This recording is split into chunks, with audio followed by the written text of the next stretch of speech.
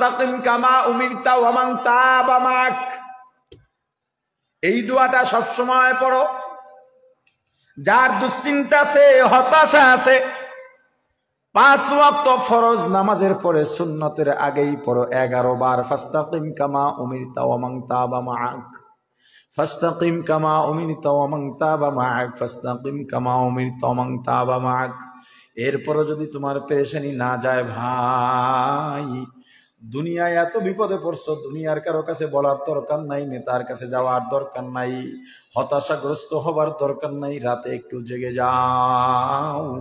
কতটুক সময় লাগে, কতটুকু কষ্ট করা লাগে, গভীর রাতে উঠে একটু ওযু বানাও, সুন্দর করে যায় নামাজ বিছায় দাও, 2 রাকাত 4 রাকাত নামাজ আদায় করো। এরপরে একটু আল্লাহকে ডাকো, আল্লাহকে ডাকো নরমাল শব্দে, নরমাল আওয়াজে, দুনাল জাহরি,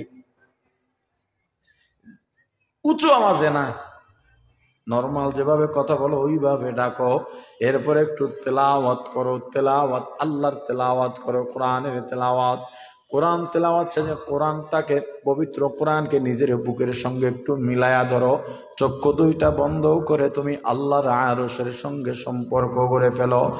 আর তুমি মনে করো নাহনু আকরাবু ইলাইহি মিন হাবলিল ওয়ারিদ, আমার আল্লাহ এত কাছে, আমার শাহরগ, যেখানে এই রগটা কাইটা ফেলাইলে আর মানুষ বাঁচে না, এই রগের থেকেও আল্লাহ আমার কাছে, অতি কাছে। আল্লাহকে একেবারে কাছে অনুভব করে আল্লাহর কাছে বলো, আল্লাহ আমার এই পেরেশানি, এই দুঃখ, এই চিন্তা, আল্লাহর কসম, আল্লাহর কসম, দুনিয়ার সব পেরেশানি মুহূর্তের মধ্যেই ভেনিশ হয়ে যাবে।